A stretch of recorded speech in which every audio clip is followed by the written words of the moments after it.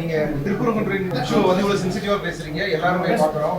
இந்த டீம் இதுக்காக ஒரு படம் எடுத்துருக்காங்க. ஆனா தாவேகா வந்து இந்த இஷ்யூ வந்து ஒரு இட்டு போன இஷ்யூ, திமுகவும் பாஜகவும் சேர்ந்து நாடகம் ஆடுறாங்கன்னு சொல்லிட்டு அவரோட தேசிய செய்தி தொடர்பாளர் பிலிக்ஸ் வந்து நல்ல விஷயத்தை பேசிகிட்டு இருக்கோம். நல்ல ஒரு படம் எடுத்திருக்காங்க. இது வந்து நாட்டுக்கு கொண்டு போய் சேர்க்கணுங்கிறத எழுதியிருக்கோம். நீங்கள் குப்பையை பற்றி பேசிகிட்டு இருக்கீங்க. இதே சொல்லிட்டாரு, நான் எதுக்கு மோடி எதுக்கணும், எதுக்கு நான் ஒன்றிய ஆட்சியை நான் எதுக்கணும், அவங்களுக்குமா எனக்குமா சண்டை நடக்குது தேர்தல். அவர் ஓப்பனாகவே அவர் சொல்லிட்டாரு, எனக்கு இந்த கொள்கையில உடன்பாடுல தான் அர்த்தம் அதுக்கு. அவர் படத்தை ஜனநாயக படத்துக்கு தடை பண்ணாலும் சரி, அல்லது வந்து சிபிஐ கூப்பிட்டு இந்த கரூர் விசாரத்துக்கு என்கொயரி போட்டாலும் சரி, பாதிக்கப்பட்டதுக்கே வாய் திறக்க மாட்டேங்கிறாரு. பயந்துட்டு தான் போய் கிடக்கிறாரு. தமிழ்நாட்டு வந்து ஒரு தனிநாடாகி தமிழ்நாட்டுக்குள்ள ஒரு சட்டமன்ற தேர்தல் நடக்குது அப்படிங்கிற மாதிரி அவர் பேசிட்டு இருக்கிறார். அரசியல் அறிவே இல்லை உங்களுக்கு. எவனோ எழுதி கொடுக்கறத படிச்சுட்டு போகணும்னு என்ன தெரியும் உங்களுக்கு? அவர் புரியுதா புரியலையாக்கிறதுக்கு ஒரு மூளை வேணும் இல்லை. எனக்கு அதிலே சில சந்தேகங்கள். விஜய்க்கு வந்து தைரியம் இருக்குதா இல்லையா என்பது வேறுபட்ட விஷயம். ஆனால் நாம் மனிதர்களாக ஒரு கண்ணியமிக்க ஒரு சமூகம் உருவாக நினைக்கக்கூடிய அனைவரும் என்னன்னா மத நல்லிணக்கம் அதிபர் மக்கள் ஒற்றுமையில நீ எப்படி கட்சி நடத்த போற, அரசியல் நடத்த போறீங்க? இந்த அஜெண்டாங்கிறது வந்து எடப்பாடியும் பிஜேபி வந்து எதிர்க்க மாட்டாரு, விஜய் வந்து நான் வந்து எதிர்க்க வேண்டிய அவசியம் இல்லைங்கிறாரு. அப்ப ரெண்டு பேரும் ஒரே வேவ்ல தான் நிக்கிறாங்க. மார்ச் 1 மோடி அவர்கள் வந்து திருப்பூரம் அதே திருப்பங்கள் வந்து பிரச்சனையை உருவாக்குறாங்க. உருவாக்க தான் வர எடப்பாடி அவர்களும் கூடவே ஊர்வலம் போறாரு. இந்த கலவரம் நடந்தப்பயே எடப்பாடி வந்து நியாயத்தை பேசல, தீர்ப்பை நீங்க மதிக்கணும் அப்படிங்கிற கருத்தை அவர் சொன்னார். கிட்டத்தட்ட RSS அஜெண்டாக்குள்ளதான் எடப்பாடி வந்து நிக்கிறாரு. திருப்பரங்குன்றம் ஃபைல்ஸ் இந்தியாவுடைய ஒரு ஒற்றுமைக்கு எப்படி இந்த சங் பரிவார் RSS கும்பல் உழவு வைக்கிறாங்க அப்படிங்கிறத ஒரு சின்ன ஒரு துளி சாம்பிளாக நல்லா படம் எடுத்திருக்காங்க இந்த இயக்குனர். வாங்க, இயக்குனர் பேர் என்ன? தவம் தமிழ்தாஸ். ரொம்ப தைரியமாக எடுத்திருக்காங்க. உண்மையிலேயே ரொம்ப தைரியமான படம். ஆனால் இந்த படத்தை பார்த்த பிறகும்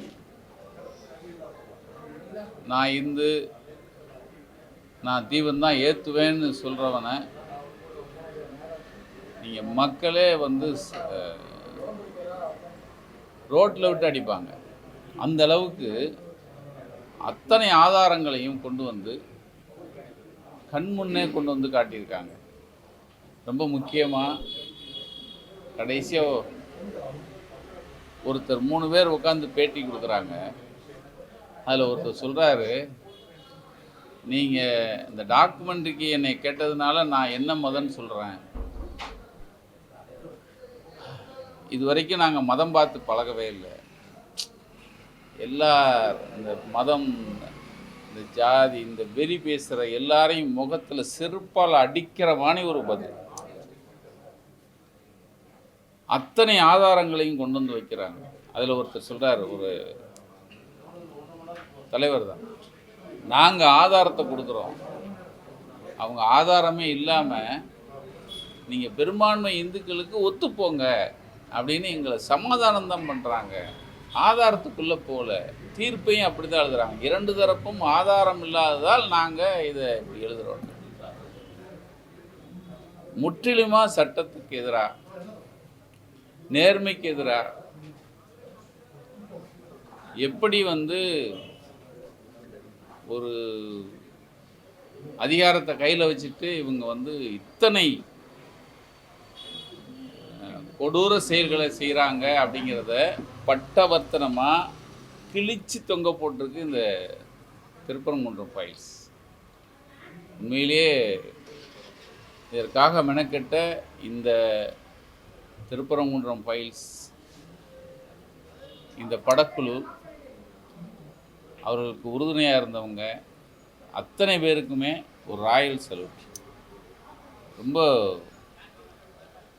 இந்த நேரம் அது தவிர்க்க முடியாமல் இது எல்லோருமே பார்க்க வேண்டிய ஒரு டாக்குமெண்ட்ரி. என்ன நடக்குது திருப்பரங்குன்றத்தில்? ஒரு மோசமான ஒரு அது பேரை சொல்லக்கூடாது,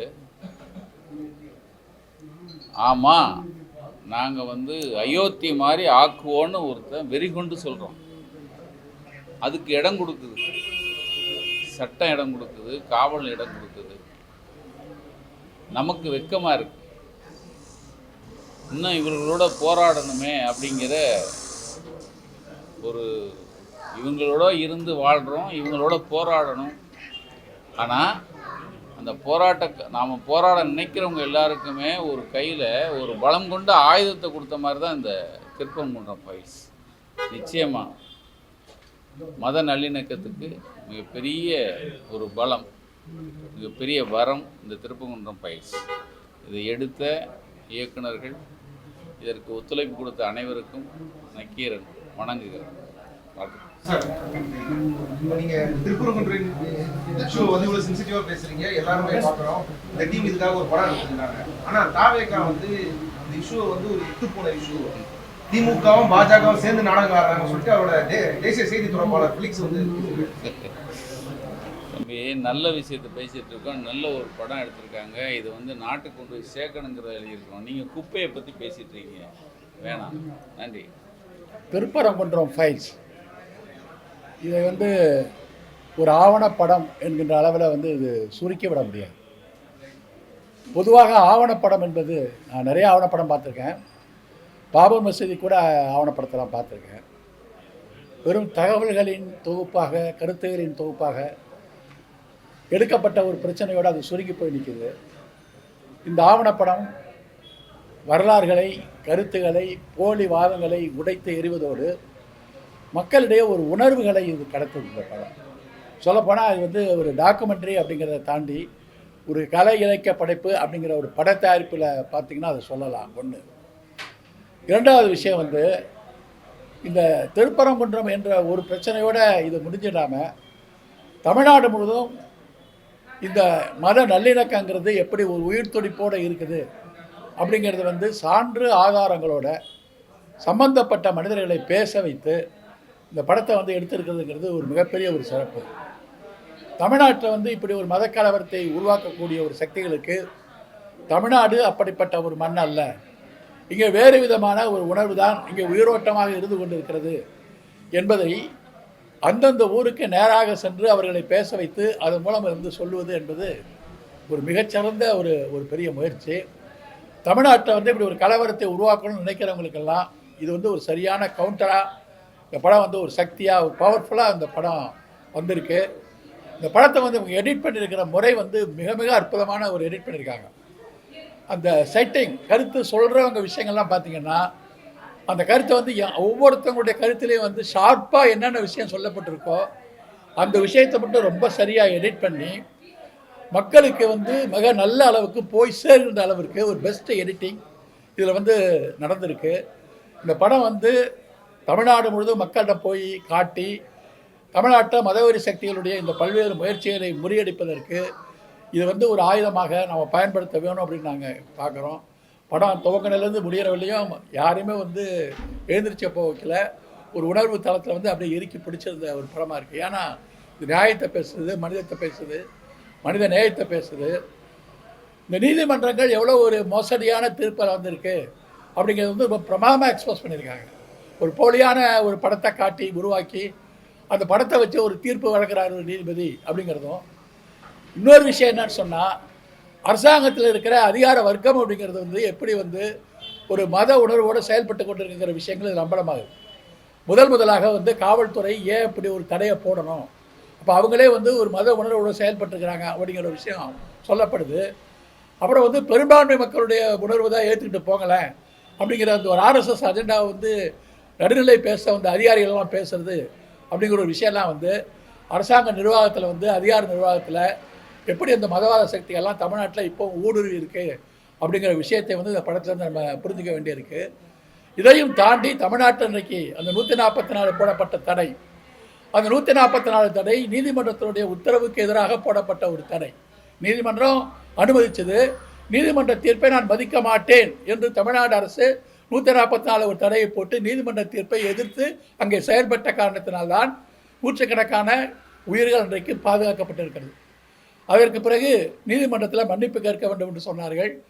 தாராளமாக சென்று தமிழ்நாடுடைய மாவட்ட ஆட்சித்தலைவர் மன்னிப்பு கேட்டிருக்கிறார். அந்த மன்னிப்பு தமிழ்நாட்டில் ஒரு மதக்கலவரம் ஏற்படக்கூடாது என்பதற்காக கேட்பட்ட, மக்களுக்காக கேட்பட்ட ஒரு மன்னிப்பு என்பதை நாம் இந்த இடத்துல சுட்டிக்காட்ட வேண்டும். தமிழ்நாட்டில் இந்த மதவெறி சக்திகளுக்கு இடமில்லை. காலூன்ற சுயத்துடைய மதவென்ற சக்திகளுக்கு மக்களிடத்தில் விழிப்புணர்வை ஊட்டுவதற்கு இந்த படம் மிகச்சிறந்த ஒரு ஆவணப்படம். இந்த படத்தை தயாரித்தவர்களை மிக மிக நாம் பாராட்ட வேண்டும். அது ஒரு யூடியூபை சேர்ந்த இந்த 2 பேர் தங்களுடைய ஒரு சொந்த முயற்சியால் இந்த படத்தை மிகப்பெரிய அளவிற்கு செய்து தமிழ்நாட்டிற்கு மத நல்லிணக்கத்திற்கு ஒரு மிகப்பெரிய கொடையை அவர்கள் வழங்கியிருக்கிறார்கள். தமிழ்தாசன், தவம் இருவரும் செய்திருக்கிற இந்த பணி என்பது தமிழ்நாட்டிற்கு இன்றைக்கு செய்திருக்கிற சமய நல்லிணக்கத்திற்கு மதச்சார்பின்மைக்கு செய்திருக்கின்ற ஒரு மகத்தான கிஃப்ட் என்று நான் சொல்லிக் கொள்கிறேன். சார், இப்போ மார்ச் 1ஆம் தேதி மோடி அவர்கள் வந்து திருப்பரங்குன்றம் அதே திருப்பரங்குன்றம் பிரச்சனையை உருவாக்குறாங்க, உருவாக்க தான் வராங்க. ஏன்னா இது வந்து அதுக்கு முன்னாடி இந்த படம் போய் சேரணும். மோடி வரத்தோடு இந்த படம் போய் சேரும். ஏன்னா திரும்ப ஒரு நாட்டினுடைய பிரதமராக இருக்கிறாரு. அவர் எந்த ஒரு பிரச்சனை இந்த நாட்டில் இங்கே இருக்கோ அந்த கலவரத்தை உருவாக்குவதற்கு தேர்தலை வச்சு அங்கே போய் அந்த கோயிலை தேர்ந்தெடுத்து வைக்கிறான்னு சொன்னால் இந்த மதவெறி சக்திகளுக்கு நான் பச்சை கொடி காட்டுறேன்னு தான் அர்த்தம். எடப்பாடி அவர்களும் கூடவே ஊர்வலம் போறாரு. எடப்பாடி இப்போ இடம் போது மட்டும் இல்லாமல் இந்த கலவரம் நடந்தப்பயே எடப்பாடி வந்து நியாயத்தை பேசல, தீர்ப்பை நீங்கள் மதிக்கணும் அப்படிங்கிற கருத்தை அவர் சொன்னார். கிட்டத்தட்ட ஆர்எஸ்எஸ் அஜெண்டாவுக்குள்ளே தான் எடப்பாடி வந்து நிற்கிறாரு. எடப்பாடி வந்து இந்த பிரச்சனை நடக்கிறப்பே எடப்பாடியுடைய கருத்துக்கள் பூராவே இந்த மதவாத சக்திகளுக்கு ஆதரவாக தான் இருந்திருக்கு. அதை அவர் திரும்ப உறுதிப்படுத்துகிறார். இப்போ எடப்பாடி இதை உறுதிப்படுத்துகிறார். பிஜேபி ஆர்எஸ்எஸ் அஜெண்டாக்குள்ள தான் எடப்பாடி நிற்கிறாரு அப்படிங்கிறத உறுதிப்படுத்துகிறார். இப்போ இந்த என்டிஏ, நான் அரசியல் பேசினாலும் இந்த என்டிஏ கூட்டணிங்கிறது இன்றைக்கி ஆர்எஸ்எஸ் பிஜேபியினுடைய ஒரு கூட்டணியாக தான் இந்த நாட்டில் இருக்க போகுது அப்படிங்கிற ஒரு விஷயத்தை வந்து இது தெளிவாக சொல்லுது. இந்த விஷயங்கள் 1ஆம் தேதி வராரு சாமி கும்பிட பிரதமர். 2ஆம் தேதி கிரிவலத்துக்கு பாஜக தொண்டர்கள் எல்லாரும் கட்டாயம் வரணும், பெரிய அளவில் வரணும்னு நயனார் வந்து அழைப்பு விட்டுருக்கிறார் திருப்பரங்குன்றத்துக்கு. இது பதட்டமான சூழல், மறுபடியும் பதட்டமான சூழலை திரும்ப உருவாக்குறாங்க. தமிழக அரசு அனுமதித்து அதுக்கு மறுக்கலாம்ல? கட்டாயமாக தமிழ்நாடு அரசும் தமிழ்நாடு அரசில் உறுதியான நடவடிக்கை எடுக்கணும். எப்படி நீங்கள் 144 தடையை நீங்கள் போட்ட தடுத்து நிறுத்தினீங்களோ அதை விட கடுமையான நடவடிக்கையை தமிழ்நாடு அரசு எடுக்கும். பிரதமர் வராருங்கிறதுனால அதை பயந்து போய் ஒதுங்கி நிற்கக்கூடாது. இது தமிழ்நாட்டு மக்களுடைய பிரச்சனை. பிரதமர் வருவார் போயிடுவார், ஆனால் நமக்குள்ள நம்ம ரத்தம் சிந்திட்டு இருக்க முடியாது இல்லையா? அதனால் நம்மளும் தமிழ்நாடு அரசுக்கு இது முன்கூட்டியே கொடுத்து இந்த நடவடிக்கை எடுக்கணும். கலவரத்தை உருவாக்குறாங்கிற கருத்து உருவாக்கத்தை மீடியாக்கள் மூலம் நம்மளும் உருவாக்கும். தமிழக மக்கள் இதை எப்படி பார்ப்பாங்க சார்? தமிழ்நாடு ஒரு மத நல்லிணக்க சமூகமாக இருக்கக்கூடிய இடம். திருப்பரங்குன்றம் இவ்வளோ பெரிய விஷயமா ஒரு பூம் பண்ணி மாற்றினாலுமே இந்த தேர்தல் நேரம் மக்கள் எப்படி வந்து அணுகுவாங்கன்னு நீங்கள் பார்க்குறீங்க? தேர்தல் நேரத்துக்கு இதுக்கு தொடர்பு தான் நினைக்கல. நீங்கள் உண்மையிலே வந்து நீங்கள் மதுரையில் வந்து இந்த திருப்பரங்குன்றத்தில் ஒரு நிகழ்ச்சி நடந்தோன்னே வேறு ஒரு மாநிலமாக இருந்தால் அது மதுரையில் மட்டும் நிற்காது, பக்கத்து மாவட்டம் பூரா ஸ்ப்ரெட் ஆகிடும். ஆனால் திருப்பரங்குன்றத்தோட மட்டுமே ஏன் கட்டி போடப்பட்டது? தமிழ்நாடு அதுக்கு தயாராக இல்லைங்கிறது அர்த்தம். தமிழ்நாட்டினுடைய அந்த உளவியல்ங்கிறது கலவரத்தை வளர்க்குற உளவியல் இல்லை, கலவரத்தை விளம்பர உளவியல் இல்லை.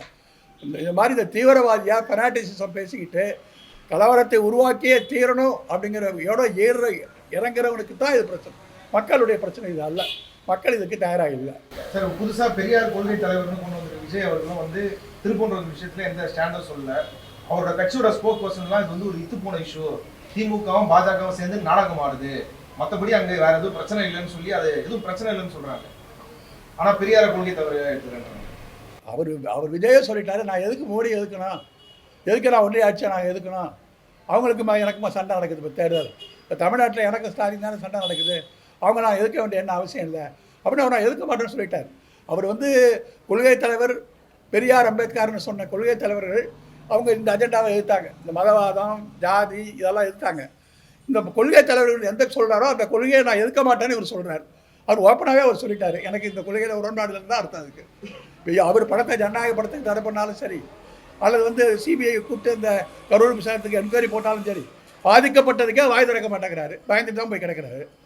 அப்போ இந்த அஜெண்டாங்கிறது வந்து எடப்பாடியும் பிஜேபியும் வந்து எதிர்க்க மாட்டார், விஜய் வந்து நான் வந்து எதிர்க்க வேண்டிய அவசியம் இல்லைங்கிறாரு. அப்போ 2 பேரும் ஒரே வேவ்லெங்த் தான் நிற்கிறாங்க, தமிழ் தான் கைகட்டி நிற்கிறாங்க. இல்லை, நீங்கள் அவர் என்ன சொல்கிறாருன்னா இது சட்டமன்ற தேர்தல் தானே, இதுலையா வந்து இப்போ என்ன டெல்லி தேர்தலில் நடக்குது, இல்லை இப்போ முதல்வர் டெல்லியில் நிற்க போகிறாரா, எதுக்கு இப்போ NDA versus Tamil Nadu, Delhi versus தமிழ்நாடுன்னு சொல்கிறதே வந்து ஊழலை மறைக்கிறதுக்கான ஒரு விஷயம். அதே தமிழ்நாடு சட்டமன்றம் வந்து இது ஒரு தனிநாடு இருக்குது, இந்தியாவுக்கும் தமிழ்நாடு சட்டமன்றத்துக்கு இல்லை. தமிழ்நாடு வந்து ஒரு தனிநாடாகி தமிழ்நாட்டுக்குள்ளே ஒரு சட்டமன்ற தேர்தல் நடக்குது அப்படிங்கிற மாதிரி அவர் பேசிகிட்டு இருக்கிறார். தமிழ்நாட்டில் இன்றைக்கி பிரச்சனைகளே வந்து டெல்லி கொடுக்குற பிரச்சனை தான். தமிழ்நாட்டுடைய உரிமைகளை தடுக்கிறது, தமிழ்நாட்டுக்கு தொல்லை கொடுக்கறது, தமிழ்நாட்டு அதிகாரத்தில் குறிக்கிறது, இதை வச்சு தான் தமிழ்நாட்டோட முன்னேற்றம் தடுக்கிறாங்கிறத நீங்கள் டெல்லியிலேருந்து தமிழ்நாட்டை எப்படி பிரித்து பார்க்க முடியும்? உங்களுக்கான அரசியல் தெளிவு இல்லை, அரசியல் அறிவே இல்லை உங்களுக்கு. எவனோ எழுதி கொடுக்குறத படிச்சுட்டு போகிறவங்களுக்கு என்ன தெரியும் உங்களுக்கு? அது என்ன தெரியும் உங்களுக்கு? இந்திய ஒன்றியத்தின் கீழே இருக்கிற ஒரு மாநிலம் அங்கே வந்து ஒன்றியத்தை தூக்கி இது துண்டிச்சுட்டு மாநிலத்துக்கு மட்டும் நீங்கள் பேசுவீங்களா? இது இரண்டுக்கும் உள்ள தொடர்பு நீங்கள் வந்து துண்டிக்க முடியுமா? இரண்டுக்கும் வந்து எவ்வளோ அரசியல் நெருக்கடிகள் இருக்க விஷயமா? அதனால் தமிழ்நாடு முதலமைச்சர் தமிழ்நாடு சட்டமன்ற வரலாற்றில் பல தேர்தல் நடந்திருக்கு. இந்த முறை மட்டும்தான் திமுக அதிமுக தேர்தல் நடக்கும், காங்கிரஸ் திமுக தேர்தல் நடக்கும். ஆனால் இந்த தடவை மட்டும்தான் தமிழ்நாடு அரசு இது தமிழ்நாட்டுக்கும் டெல்லிக்குமான தேர்தல், சட்டமன்ற தேர்தல் தமிழ்நாட்டுக்கும் டெல்லிக்குமான தேர்தலாக நடப்பது தமிழ்நாட்டுடைய வரலாற்றில் இதுதான் முதல் தடவை. இதான் அப்போ அந்த அடக்குமுறை எதிர்த்து தான் இது வந்து சட்டமன்றத்திற்கான தேர்தலாக மட்டும் தமிழ்நாடு முதலமைச்சர் பார்க்கவில்லை, சட்டமன்ற இறையாண்மைக்கான தேர்தலாகவும் இதை இணைத்து இந்த தேர்தல் கருத்து சந்திக்கிறார்.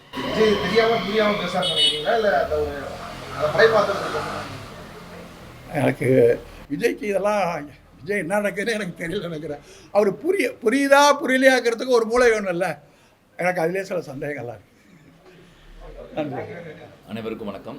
திருப்பரங்குன்றம் ஃபைல்ஸின் ஆவணப்படத்தை தவம் மற்றும் தமிழ்தாசன் இருவரும் கொடுத்திருக்கின்றார்கள்.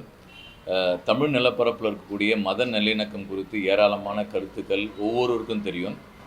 திருப்பரங்குன்றத்தை மையமாக வைத்து மத அடிப்படையில் ஒரு கலவரத்தை உருவாக்குவதற்காக சங் பரிவார் கூட்டம், குறிப்பாக RSS பாஜக நேரடியாக நீதிமன்றம் மற்றும் அவருடைய அதிகார வர்க்கத்தை வைத்து கொண்டு இங்கே களம் இறங்கியிருக்கின்றார்கள்.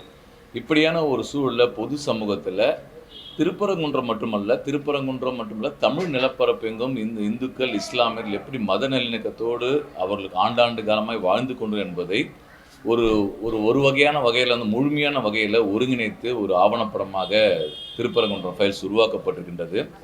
இந்த ஆவணப்படத்தை உருவாக்கிய நண்பர்களுக்கு என்ற வாழ்த்துக்களை தெரிவித்துக் கொள்கின்றேன். மிக முக்கியமான விஷயம், நம்முடைய தமிழ் சமூகத்தில் சமூகம் மத நல்லிணக்கத்தோடு இருக்கிறது என்பதை சமூகத்தை அரசியல் மயப்படுத்த வேண்டும். சமூகத்தை அரசியல் மயப்படுத்துவதற்கு ஏராளமான ஆவணப்படங்கள், காட்சி படங்கள் நமக்கு தேவைப்படுகின்றது. அப்படிப்பட்ட ஒரு ஆவணப்படமாக திருப்பரங்குன்றம் ஃபைல்ஸ் இருக்கின்றது. அது மட்டுமல்ல, இந்த படத்தினுடைய மிக முக்கியமான விஷயம் என்னென்னா, எங்கெல்லாம் நம்மளோட சமூகத்தில் மத நல்லிணக்கிற கூறுகள் அதெல்லாம் காட்சிப்படுத்தி சரியான முறையில் எடிட்டிங் செய்யப்பட்டிருக்கின்றது. எப்படி ஒவ்வொரு காட்சியும் ஒரு ஆவணப்படம் எப்படி இருக்க வேண்டும் என்பதற்கு ஒரு முன்னுதாரணமாக திருப்பரங்குன்றம் ஃபைல்ஸை நண்பர்கள் உருவாக்கியிருக்கின்றார்கள். இது மூலமாக பாஜகவோ இல்லது RSS போன்ற அமைப்புகளோ மக்கள் மத்தியில் ஒரு அவதூறு பிரச்சாரத்தை முன்னெடுக்கும்போது அவர்கள் முன்னெடுக்கக்கூடிய அவதூறுகள் எல்லாம் ஆணித்தரமாக நம்முடைய தமிழ் நிலப்பரப்பில் இருக்கக்கூடிய மத நிலநடுக்க கூறுகள் மூலமாகவே இந்த ஆவணப்படம் எடுத்து காண்பித்திருக்கின்றது. அந்த வகையில் இந்த ஆவணப்படத்தை நான் உருவாக்கிய அத்தனை நண்பர்களுக்கும் மார்க்சிஸ்ட் கம்யூனிஸ்ட் கட்சியின் சார்பாக நன்றிகளையும் பாராட்டலையும் தெரிவித்துக் கொள்கின்றேன். அனைத்து நண்பர்களும் இந்த திருப்பரங்குன்றம் ஃபைல்ஸ் ஆவணத்தை சக நண்பர்களுக்கும் பொதுமக்களுக்கும் பகிர்வதற்கு ஒரு முயற்சி எடுக்கணும்னு கேட்டுக்கொள்கிறேன். இப்போ மார்ச் 1ஆம் தேதி பிரதமர் அவர்கள் திருப்பரங்குன்றத்தில் வழிபட வராங்க. 2ஆம் தேதி கிரிவலம் நடத்தணும் மலையை சுற்றி அப்படின்னு சொல்லி நயனா நாகேந்திரன் அது எல்லா பாஜக ஆட்களும் வரணும்னு சொல்லி அழைப்பு கொடுத்துருக்காரு. இது மீண்டும் ஒரு பதட்டமான சூழலை இல்லை, இது ஒரு நாட்டினுடைய பிரதமரும் ஒரு அரசியலமைப்பு சட்டத்துக்கு விரோதமாக செயல்படக்கூடிய அவலத்தை இன்னைக்கு பார்த்து கொண்டிருக்கின்றோம். ஒரு தேர்தல் அரசியலுக்காக ஒரு அரசியல் ரீதியாக மக்களை அணுகி வாக்கு கேட்க வக்கில்லாத பாஜக கூட்டம் இன்னைக்கு மக்களை நாங்கள் மத அடிப்படையில் பிளவுபடுத்தி தான் அதன் மூலயமா தான் தங்களுடைய வாக்கு வேட்டையை தொடரும் என்பது தான் இந்த விஷயத்து மூலயமா எதிரொலிக்கிறாங்க. இப்போ மற்ற அமைப்புகளுக்கெல்லாம் என்னன்னா ஒரு மக்கள் வாக்கு கேட்கறதுனா அவங்க பிரச்சாரம் பண்ணி அவங்களோட அரசியலுக்கு ஓட்டு கேட்பாங்க. ஆனால் பிஜேபியை பொறுத்தவரைனா அவங்களோட பிரச்சாரத்தை முதல் தொடக்கமே கலவரத்தை உருவாக்குறது தான். கலவரத்தை உருவாக்கிட்டா மக்கள் மனநிலை பிளவு பண்ணுறோம். அதற்கு பிறகு நம்ம வாக்கு கேட்கிறோம் என்பது அவன் நிலைமை. தமிழ்நாடு அரசாங்கம் இதில் உறுதியாக இருக்கணும். யாராக இருந்தாலும் தமிழ்நாட்டில் சட்ட ரீதியாக எப்படி நீதிமன்றம் உத்தரவிட்டு கலவரத்துக்கு உருவாக்கும் போது 144 தடை உத்தரவு போட்டார்களோ அதே போன்று சட்ட ரீதியான நடவடிக்கை தமிழ்நாடு அரசாங்கம் மேற்கொள்ள வேண்டும். தமிழ்நாடு மக்கள் பாரதிய ஜனதா கட்சி முன்னெடுக்கக்கூடிய மத மோதலை நிராகரிப்பார்கள். கட்டாயம் அவர்கள் அந்நியமாகக்கூடிய வேலை தான் உருவாகும். இப்போ தாவேகா அவங்க பெரியார் எடுத்துக்கிறோம், சிறுபான்மை நலன் பாதுகாப்பு வரும்னு சொல்றாங்க. ஆனால் திருப்பரங்குன்ற விஷயத்தை அது ஒரு இத்து போன இஷ்யூ, திமுகவும் பாஜகவும் சேர்ந்துட்டு நாடகம் ஆடுது, அதுல ஒன்றும் பிரச்சனையே கிடையாது அப்படின்னு சொல்லி ஒரு ஸ்டாண்ட். விஜய் கூட சொல்லியிருக்காரு, சில விஷயத்துல எரியிற நெருப்புல எண்ணெயை ஊத்தாம தலைவர்கள் சும்மா இருந்தாலே போதும், அதனால சரியாயிருந்தாரு. இல்லை, எரியிற நெருப்பில் எண்ணெய் ஊற்ற எரிய வைக்கிறது யார்? இப்போ பிஜேபி இவ்வளோ பெரிய கொடுமையான வேலை செய்யும் போது தாவேக்கால இருக்கக்கூடிய இளைஞர்கள், குறிப்பாக மதுரை மாவட்டத்தை சுற்றி இருக்கக்கூடிய இளைஞர்கள் நன்றாக தெரியும். அங்கே இஸ்லாமியர்கள் இந்துக்கள் எப்படி மாமன் மச்சான் உறவு இருக்கு என்பது தெரியும். அந்த உறவை சீர்குலைக்க வந்து ஒரு பிஜேபி கட்சி பிரதமர் மோடி வரும்போது தாவேகா கட்சியில் இருக்கக்கூடிய இளைஞர்கள் இளம் பெண்கள் வந்து என்னன்னா மத நல்லிணக்கம் பக்கம் நிற்க வேண்டியதான் அடிப்படையான அவசியம். விஜய்க்கு வந்து தைரியம் இருக்குதா இல்லையா என்பது வேறுபட்ட விஷயம். ஆனால் நாம் மனிதர்களாக ஒரு கண்ணியமிக்க ஒரு சமூகம் உருவாக நினைக்கக்கூடிய அனைவரும் என்னன்னா மத நல்லிணக்கம் அடிப்படை. மக்கள் ஒற்றுமையில நீ எப்படி கட்சி நடத்த போற, அரசியல் நடத்த போறீங்க? மக்கள் ஒற்றுமை ரொம்ப மிக முக்கியமான விஷயம். இதில் வந்து விஜய் பேசுகிற பேச்சு வந்து ஒரு அறிவிலித்தனமான பேச்சான விஷயம் இருக்குது. ஆனால் விஜய் கட்சியில் இருக்கிற இளம் பெண்கள் இளைஞர்கள் மதுரை மாவட்டத்தில் மத நல்லிணக்கத்தை காப்பதற்கு வர வேண்டும் என்பதுதான் என்னுடைய கோரிக்கை. இந்த படத்தை வேற எப்படிலாம் அரசியல் ப்ரொமோட் பண்றதுல எனக்கு தெரிஞ்ச என்ன சொன்னால், தமிழ்நாடு முதலமைச்சர் வந்து இந்த ஆவணப்படத்தை ஒரு வாட்டி பார்த்துட்டு அவர் ட்விட்டரில் போட்டாலே போதும்.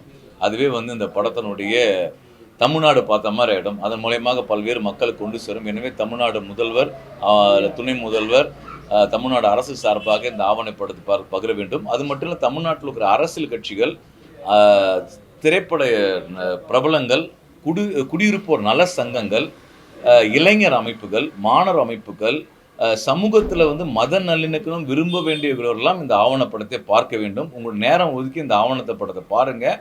நம்ம வந்து 10,000 பக்கம் படித்து ஒரு வரலாற்று புரிதலை உருவாக்கக்கூடிய விஷயத்தை ஒரு சில மணி நேரங்களில் நமக்கான வரலாற்று கூருணர்வை இந்த படம் உருவாக்குறது.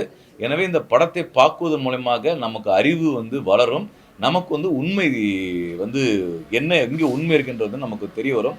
எனவே நம்மை நாம் எஜுகேட் பண்ணிப்பதற்கு இந்த சமூகத்தை பற்றி நம்ம தமிழ் நிலப்பரப்புடைய பண்பாட்டு விழுமியங்கள் நம்ம வந்து பெருமையாக சொல்லுவோம். பெருமையாக சொல்லுவதை நாம் புரிந்து கொள்வதற்கு இந்த ஒரு ஆவணப்படம் வந்து வழிவகுத்திருக்கு. தேங்க்யூ.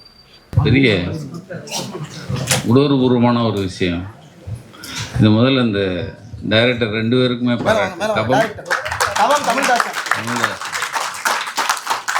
ஒரு அம்மா சொல்லிச்சு, ஒரு இந்த பேட்டி எடுக்கும்போது இவங்க டாக்குமெண்ட்டில் ஒரு பேட்டி, ஒரு 3 பேர் உட்காந்துருப்பாங்க மரத்தடியில். ஒருத்தர் சொல்கிறாரு, நீங்கள் என்ன மதன் கேட்டதுனால தான் நான் என்ன மதன் சொல்கிறேன். அது வரைக்கும் நாங்கள் மதம் பேசினது இதை விட செருப்பால் எதாலையும் அடிக்குது. என்னங்க அயோத்தி ஆக்கணும்னு நம்ம கிட்ட இருந்து நம்மளை வச்சுக்கிட்டே ஒருத்தன் சொல்கிறான், அவனையும் நம்ம விட்டு வச்சுட்ருக்கோம். ஆனால் இந்த ஃபைல்ஸ் நாக்கப்படி சாகிற மாதிரி கேள்வி, அத்தனை உழைப்பு, அத்தனை மெனக்கடல்.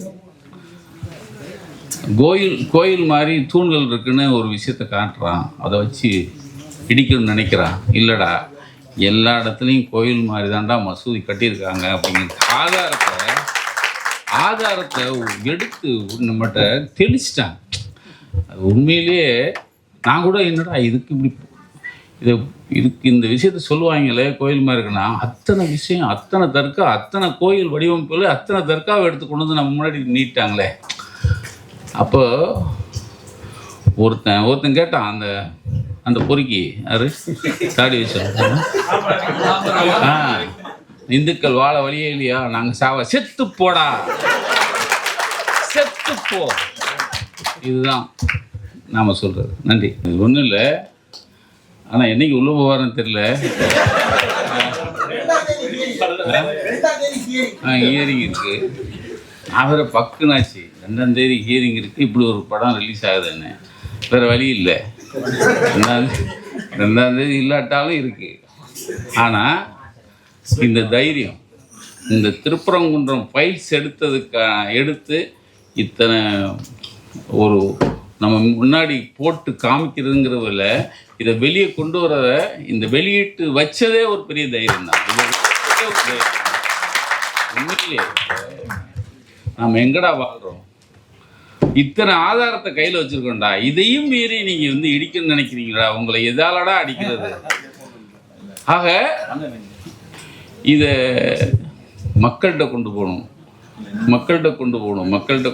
அதுக்கு எல்லாருடைய உழைப்பும் இதுக்கு வந்து தேவைப்படும். ஏன்னா அத்தனை ஆதாரத்தையும் கொண்டு வந்து மாறி அந்த மக்கள்கிட்ட நீங்கள் எடுத்த பேட்டி இருக்குல்ல, அது கடைசியாக ஒரு அம்மா உட்காந்து சொல்லுது, நாங்கள் சாமி கும்பிடக்கூடாதேயா அப்படின்னு.